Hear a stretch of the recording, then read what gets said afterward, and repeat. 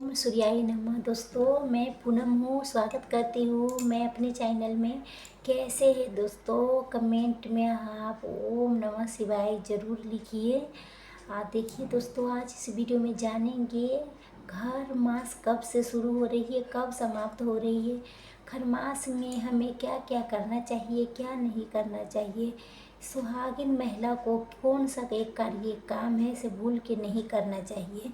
तो बहुत सारी जानकारी से आपके वीडियो में मिलेंगे। इससे पहले अगर आपने मेरे चैनल के सब्सक्राइब नहीं किए हैं तो सब्सक्राइब कर दीजिए, लाइक कर दीजिए, कमेंट कर दीजिए, बेल आइकन का प्रेस कर दीजिए, जैसे वीडियो की नोटिफिकेशन सबसे पहले आप लोग के पहुँचे।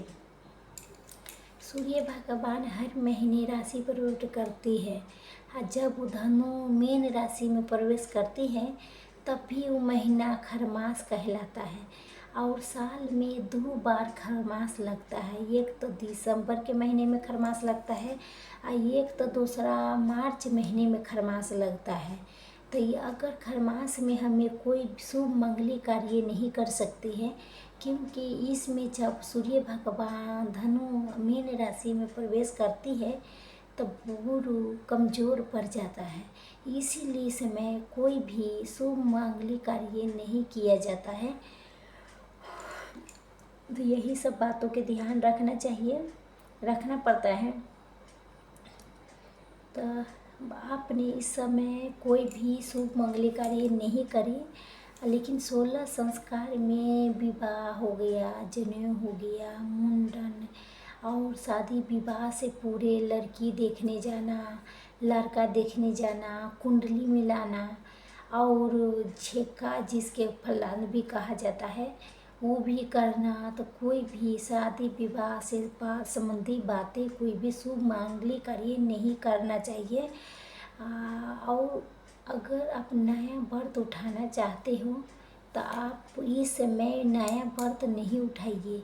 अभी बहुत से लोग के मतलब कहते हैं इस महीने व्रत बृहस्पतिवार के व्रत उठा ले, 16 सोमवार के व्रत उठा ले। तो आप लोग को चाहे मंगलवारी के व्रत उठा ले, चाहे कोई नया व्रत नहीं उठाए। इसलिए ये व्रत करते आए, ये करना है।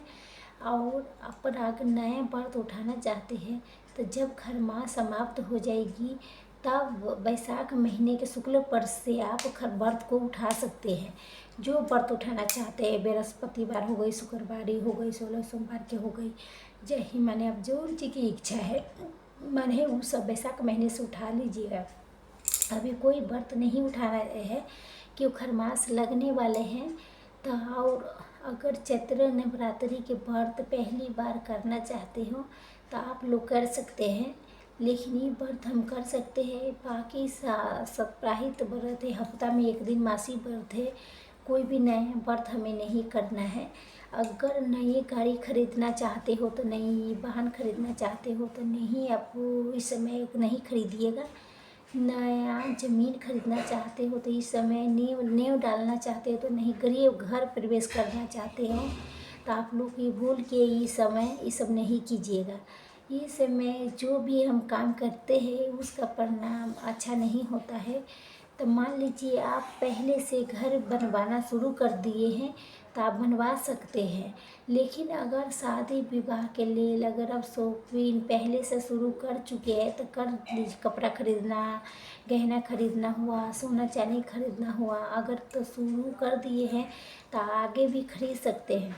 लेकिन मान लीजिए अभी तक ले आप शुरू नहीं किए हैं तो खरमास शुरू होने से पहले ही आपको शुरुआत कर लीजिएगा, तब आप आगे खरीद सकते हैं। लेकिन खरमास में शादी विवाह से कोई सामान खरीदारी हमें नहीं खरीदना चाहिए।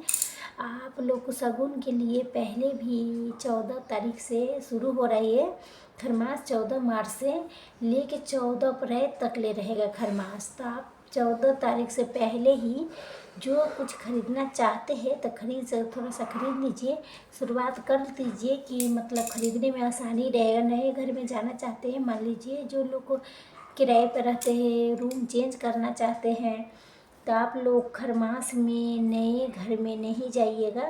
आप पहले ही अपना जो मान लीजिए वस्त्र है, कोई सामान है तो पहले भी रख दीजिएगा, खरमास से पहले रख दीजिएगा।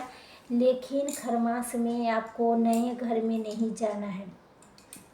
अगर आपको नया कोई स्थान करना चाहते हो तो कोई नया स्थान नहीं कर सकते, नहीं कीजिएगा। आप बहुत गोद भराई करने चाहते हो, जो बच्चे हैं किसी के पेट है 7वें महीने में 9वें महीने में गोद भराई किया जाता है, तो गोद भराई हमें कर सकते हैं, क्योंकि नवजात समय में किया जाता है। बच्चे के बर्थडे मनाना है तब बर्थडे मना सकते हैं। लेकिन आप लोग के बच्चे के लिए नए कपड़े खरीदूँ कि ना खरीदूँ, तो आप लोग खरीद लीजिएगा, भगवान के पास रख दीजिएगा, उसके बाद आप पहना सकते हैं। अगर खरमास से पहले खरीद के रख लीजिएगा तो वो भी ज़्यादा अच्छा रहता है। लेकिन आप बर्थडे मना सकते हैं, गोद भराई कर सकते हैं, अन्नप्राशन मतलब कर सकते, क्यों ये भी निर्धारित समय में किया जाता है। छठे महीना में अन्नप्राशन करवाया जाता है, तो ये भी आप करवा सकते हैं, अन्नप्राशन भी करवा सकते हैं।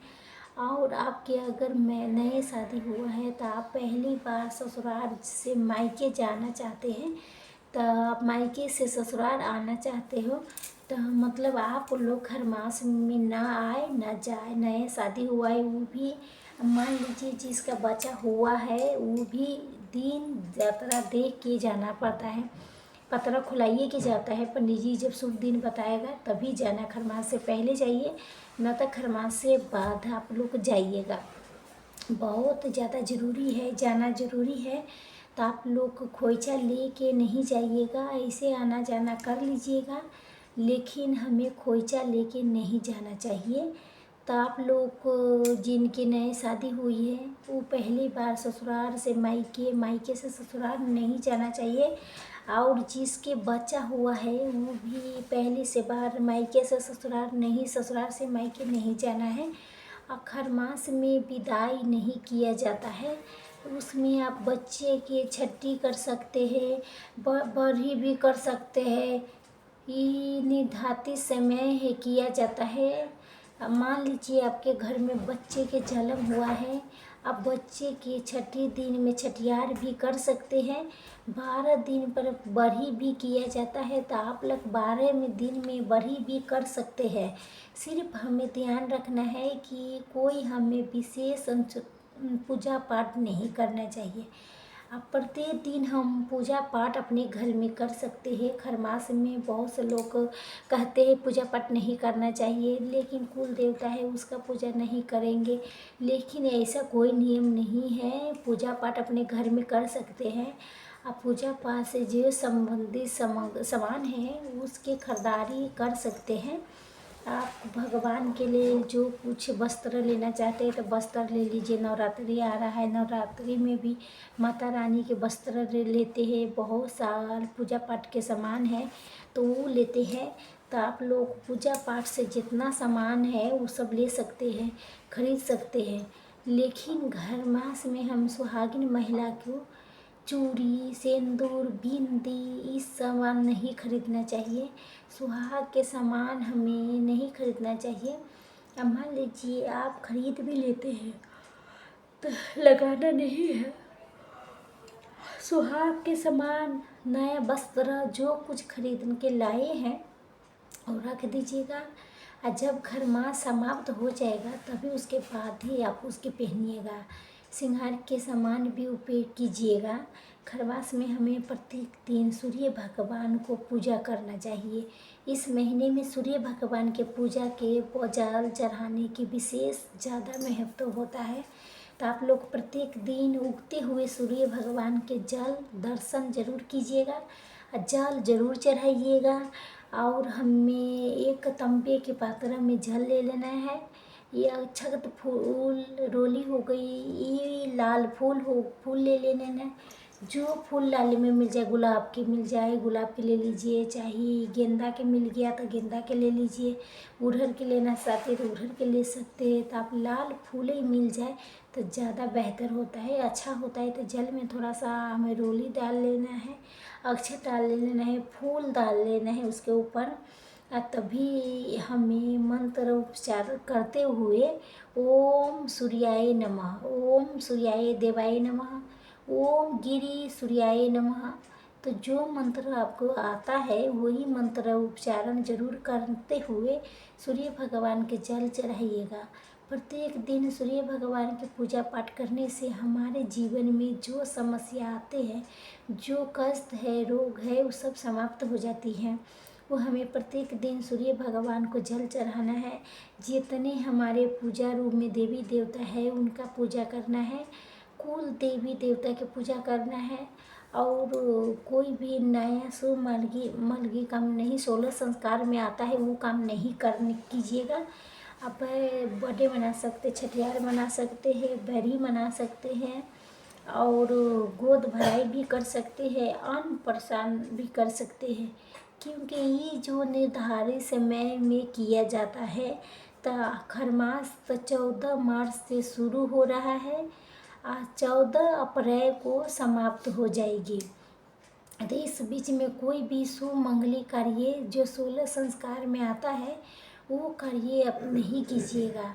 नया मान लीजिए फर्नीचर भी खरीदना चाहते हैं तो वो भी नया बेड खरीदना चाहते हैं तो वो सब आप ना खरीदें तो ज़्यादा अच्छा बेहतर रहता है। घर प्रवेश आप नहीं करना चाहिए, नींव नहीं डलवाना है, पहले से शुरुआत कर चुके हैं तो आगे आप कर सकते हो। लेकिन खरमास में हमें यही सभी नियम को पालन जरूर करना पड़ता है। आप आज के वीडियो यहीं तक के था, फिर मिलूंगी कोई नई वीडियो में। तब तक के लिए वीडियो अच्छा लगे तो लाइक सब्सक्राइब जरूर कीजिएगा, मेरे चैनल के सब्सक्राइब कर लीजिएगा दोस्तों। बहुत मेहनत लगता है वीडियो बनने में, आप सब पूरे वीडियो देखिए, लाइक शेयर जरूर कीजिए। तब तक के लिए नमस्कार। ओम नमः शिवाय, ओम सूर्याय नमः।